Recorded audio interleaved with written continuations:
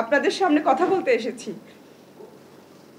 এই 64 দিনের প্রতিটি ক্ষণ আমাদের নিদারুণ কষ্ট আর বর্ণনাতীত হতাশার সাক্ষী।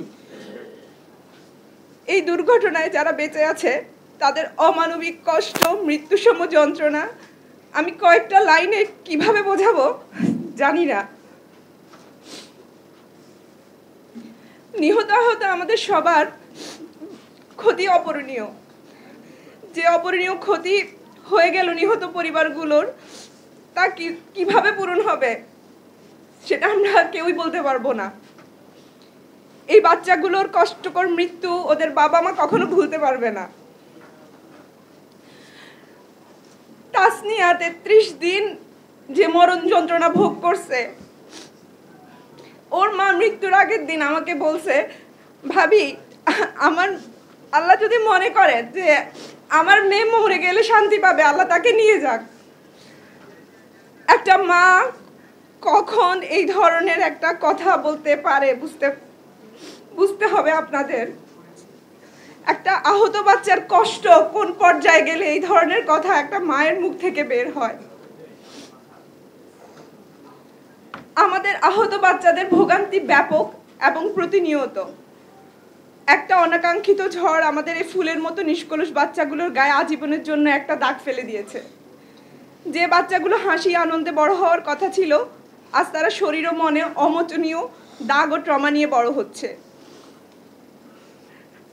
আমার মেয়েটা সবসময় একটু পরিপাটি এবং গুছিয়ে চলতে পছন্দ করত। যত রাত হয়ে যেত সে নিজে হাত মুখ না ধুয়ে নিজেকে পরিপাটি না করে ঘুমাতো না। তার পছন্দের জুয়েলারি ছিল ব্রেসলেট। কোনো উপলক্ষ লাগতো না তার মেহেদি পরতে। আজ আমার সেই মেয়ের 2 হাত পুড়ে ছাই হয়ে গেছে, যা আর কখনো স্বাভাবিক রূপে আসবে কিনা আমি জানি না। আমার মেয়েটা আমাকে বলে কেঁদে কেঁদে সবসময়, মা আমার হাত দুটো জম্বির মতো হয়ে গেছে, আমি কি আর কখনো আগের মতো হতে পারবো না? আমি কি আর মেহেদি পরতে পারবো? ওর প্রশ্নগুলোর উত্তর আমি কি দিব বুঝতে পারি না, চুপ থাকি অনেক সময়। এই দেশে যেখানে সর্বদিকে গুণান্বিত হয়েও মেয়েরা বোঝা হয়ে যায়, সেখানে আমাদের এই বাচ্চাগুলোকে সমাজ কোন চোখে দেখবে তা আর বলার অপেক্ষা রাখে না।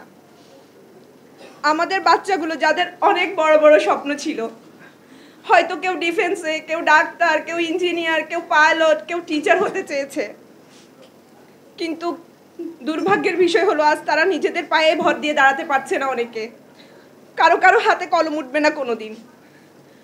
আমাদের এক একটা বাচ্চার শারীরিক মানসিক কষ্ট বর্ণনাতীত।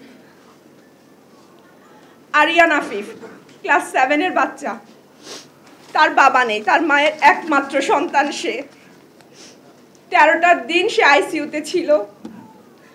85 ঘন্টা কোমায় থেকে মিরাকল ভাবে আল্লাহ তাকে তার মায়ের বুকে ফেরত দিয়েছে, কিন্তু সে এখনো বসতে পারে না। সে এখনো হাসপাতালে কাতরাচ্ছে। তার একজন ফিজিওথেরাপিস্ট খুবই খুবই জরুরি, যেটা হাসপাতাল কর্তৃপক্ষ সরবরাহ করছে না, করলেও 10 মিনিটের জন্য, কিন্তু এই বাচ্চার তো 10 মিনিটে এটা হবে না। ওর মা কেঁদে কেঁদে বলছে যে ভাবি আমি কার কাছে যাব, প্লিজ আপনারা কিছু করেন, আমার বাচ্চাটার জন্য কিছু করেন। আবিদুর রহিম ক্লাস 4-এর বাচ্চা, হাতের আঙ্গুলগুলো সামনের ভাগ সব কাটা। ওর গ্রাফটিংগুলো বসে নাই ইনফেকশনের কারণে। শরীরের আর কোনো জায়গাও বাকি নাই যেখান থেকে স্কিন নিতে পারবে। কি যে কষ্ট পাচ্ছে বাচ্চাটা, তার এবং তার পরিবারের কষ্টটা কার কাছে বলবো আমরা, কে বুঝবে? আমাদের এক একটা বাচ্চার কষ্ট আর্তনাদের নির্মম সাক্ষী আমরা। মরফিন, সিডেটিভ, প্যাথেড্রিন, নাপা এগুলো দিতে দিতে নাবিদের কিডনি অ্যাফেক্টেড হয়ে গেছে। আমাদের বাচ্চাগুলোর কি এই বয়সে এই ধরনের পেইন কিলার, এই ধরনের ওষুধ পাওয়ার কথা ছিল? ভবিষ্যতে আমাদের বাচ্চাদের শরীরে এই ওষুধের কোনো প্রভাব পড়বে না, সেটা কি আপনারা বলতে পারবেন? এক কথায় আমাদের বাচ্চাদের জীবন এলোমেলো হয়ে গেছে। যে বিমান উঠতে দেখলে বাচ্চারা খুশি হয়ে বারান্দায় এসে দাঁড়াতো, সেই বিমান আজ তাদের জন্য এক আতঙ্কের নাম। আমাদের একটা বাচ্চা হাসপাতাল থেকে ডিসচার্জের 1 মাস পর মেন্টাল ডিসঅর্ডার নিয়ে আবার হাসপাতালে ভর্তি হয়েছে। একটা বাচ্চার কথা বন্ধ ছিল অনেকদিন। যে কোনো শব্দ শুনলে বাচ্চাগুলো চমকে ওঠে, চিৎকার দেয়, কান্না করে ওঠে। পড়াশোনা ওদের মাথায় ঢুকে না, অনেকে কানেও শুনে না। হুটহাট রেগে যাচ্ছে, হাত পা ছুড়ে কেঁদে বলে এর থেকে তো মৃত্যু ভালো ছিল, বেঁচে আছি কেন আমরা? ওই দিন ওদের সাথে আমরাও মরে যেতাম, তাহলে এই কষ্ট আমাদের ভোগ করতে হতো না। আহত এই বাচ্চাগুলোর ক্ষয়ক্ষতি ঠিক আপনারা কোন প্যারামিটারে মাপবেন?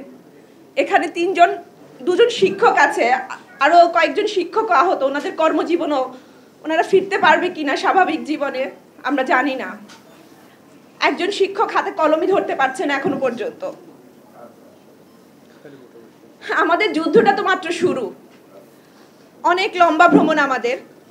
এই দায়িত্বশীল সমাজ ও সরকারের কাছে আমাদের আকুল আবেদন, আমাদের বাচ্চাদের পাশে দাঁড়ান, তাদের চিকিৎসা ব্যবস্থা এবং পুনর্বাসনের ব্যবস্থা করুন। যে বাচ্চাগুলো এখনো হাসপাতালে কাতরাচ্ছে তাদের উন্নত চিকিৎসার জন্য দেশের বাইরে পাঠানোর ব্যবস্থা করুন। অপ্রিয় সত্য হচ্ছে এই বাচ্চাগুলো একদিন তাদের পরিবারের বোঝা হয়ে যাবে। তারা যেন পরিবার, সমাজ ও নিজের কাছে ভার না হয়ে যায়, সেটা সুনিশ্চিতকরণে দায়িত্বশীলদের এগিয়ে আসতে হবে।